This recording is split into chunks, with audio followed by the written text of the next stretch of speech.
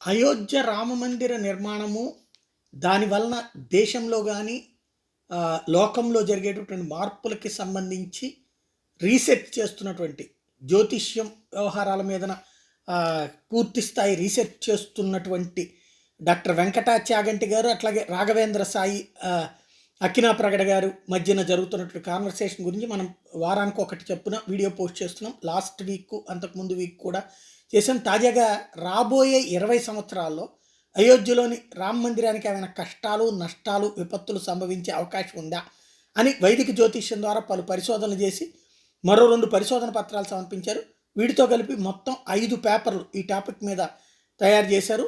రాబోయే 20 సంవత్సరాల్లో ఎప్పుడు అయోధ్య రామాలయానికి విపత్తు రాబోతోంది అనే లోతైనటువంటి చర్చ వాళ్ళిద్దరి మధ్యన డాక్టర్ వెంకటాచాగంటి గారు అట్లాగే రాఘవేంద్ర సాయి అక్కిన ప్రగడ గారి మధ్య జరిగినటువంటి కాన్వర్సేషన్కి సంబంధించినటువంటి ఇంటర్వ్యూ ఒకసారి చూద్దాం. మండిత విస్ఫులింగ విషమ జ్వలితాళల కీలల వబ్జ గర్భాండము నిండ రామ వసుధావు పుడేచుల వజ్ర సాధన ఖండిత పంచకంఠ కనకంఠ పురాంతక శైలచ లోద్దండ బలప్రచండ పురదండ వికండల చండ ఖండముల్.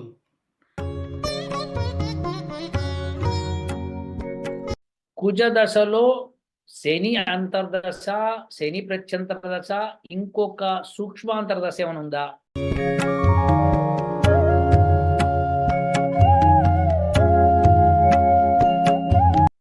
ఓం ఏనేదం భూతం భువనం భవిష్యత్ పరిగృహీతమృతేన సర్వం ఏన యజ్ఞస్థాయతే సప్తహోత తన్మే మన శివ సంకల్పమస్తు.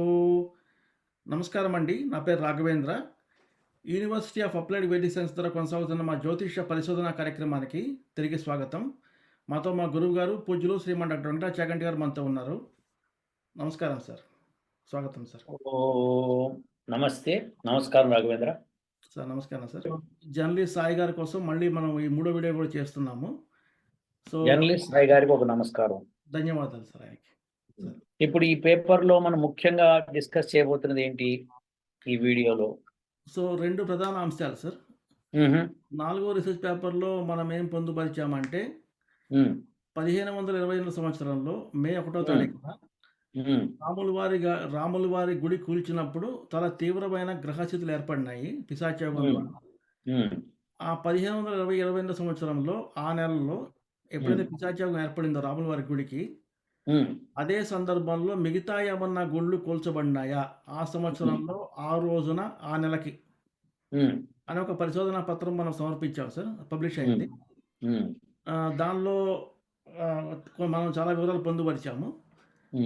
5వ పేపర్ ఏదైతే రీసెంట్గా పబ్లిష్ అయిందో దానిలో మనం ఏమి పొందుపరిచామంటే, రాబోయే 20 సంవత్సరాల్లో అంటే 2024 నుంచి 2044 మధ్యలో 20 సంవత్సరాల ఈ వ్యవధిలో రాముల వారి గుడికి ఏమన్నా తీవ్రమైన నష్టాలు, కష్టాలు రాబోతున్నాయా?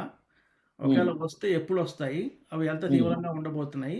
ఏమిటి విషయం అని మనం పబ్లిష్ చేయడం జరిగింది. దాని గురించి డిస్కస్ చేయాలి సార్. అంటే ఇప్పుడు రాముల వారి గుడి తిరిగి స్థాపించబడి జనవరి 22వ తారీఖున పెట్టిన ముహూర్త బలాన్ని ప్రకారము మనం ఆల్రెడీ యోగాలు చెప్పుకున్నాం కాబట్టి ఇప్పుడు ఏమన్నా కష్ట నష్టాలు వస్తాయా రాబోయే 20 ఏళ్లలో అని కదా పరిశోధన ఇప్పుడు? అవును సార్. ఓకే, అంటే ఈ పరిశోధన కార్యక్రమం ఇదివరకు 1828లో జరిగిన ఘటన, తర్వాత వేరే గుళ్ళలో కూడా జరిగిన ఘటనలు ఏవైతే కూల్చబడ్డాయో ఆ సమయంలో ఉన్న గ్రహస్థితులు, ఇప్పుడు ఈ వచ్చే 20 ఏళ్లలో అంటే 2024 నుంచి 2044 లోపల ఇప్పుడు అయోధ్యలో ఉన్న రాముల వారి గుడికి ఏమన్నా అటువంటి గ్రహస్థితి ఏర్పడుతుందా? ఇది కదా? అవును సార్. సో మంచి రీసెర్చ్ చేసాము, వెరీ గుడ్. సో పబ్లిష్ అయిందా పేపరు? అయింది సార్. ఏదో ఒకసారి చూపిస్తే మేము సంతోషిస్తాం సార్. ఇదే సార్ పేపర్ పబ్లిష్ అయింది. ఓకే, దీని టైటిల్ వచ్చి potential impacts of various cosmic forces on the future trajectory of Prabhu Shriram's temple in Ayodhya. Very good, very good. Authors ఎవరు దీనికి? రాఘవేంద్ర సాయి అక్కిన ప్రగడ, నేను, డాక్టర్ వెంకటాచాగంటి మీరు సార్.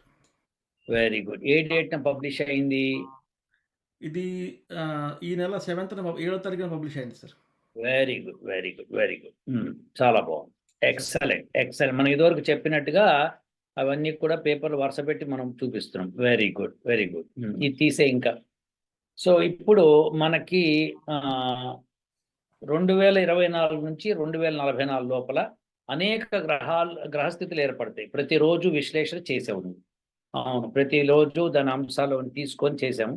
సో దానికి ముఖ్యంగా నువ్వు వెరిఫై చేసినప్పుడు 1528 గ్రహస్థితి ప్లస్ 1026 సోమనాథ్ టెంపుల్, ఆ తర్వాత వారణాసి టెంపుల్, తర్వాత మధుర టెంపుల్, ఇవన్నీ కూడా హంపి, తర్వాత సూర్య మార్తాండ తేజ, ఇవన్నీ టెంపుల్స్ అన్ని తీసుకొని ఎప్పుడెప్పుడు కూలగొట్టబడ్డాయో వాటి డేట్స్ అవన్నీ మనం పబ్లిష్ చేసాం.